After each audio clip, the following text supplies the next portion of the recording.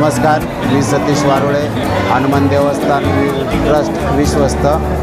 आज हनुमान जन्मोत्सवानिमित्त आज 9 तारखेला वारुळे जत्याचा अन्नदान आहे। या जन्मोत्सवानिमित्त प्रत्येक जत्यावाईज दररोज अन्नदान असते। त्यामध्ये खेबडे, दरंदाळे, डेरे पाटील, आवटे पाटील या सर्वांचे अन्नदान असते। आज दिनांक 9/4/2025 रोजी वारुळे जत्याचं अन्नदान आहे। यामध्ये संजय शेठ वारुळे, सचिनदादा वारुळे, राहुल शेठ वारुळे यांच्या मार्गदर्शनाखाली पूर्ण अन्नदानाचं नियोजन केलं जातं।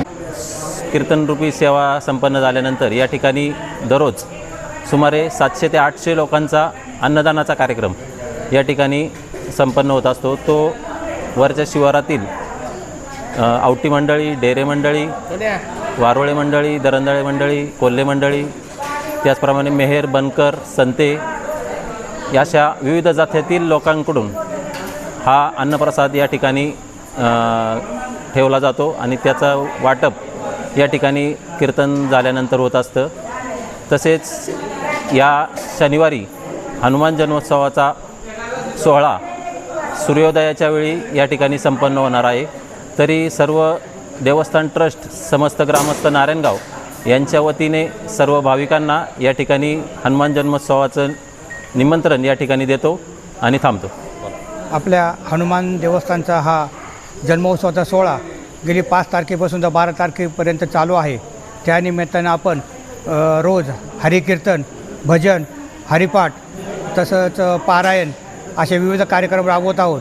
तसेच आज डोळे तपासणीचा कार्यक्रम होता। आपण देवस्थानतर्फे डोळे मोफत तपासणी आणि प्रत्येकाला चष्मे आपण दिलेले आहेत देवस्थानतर्फे।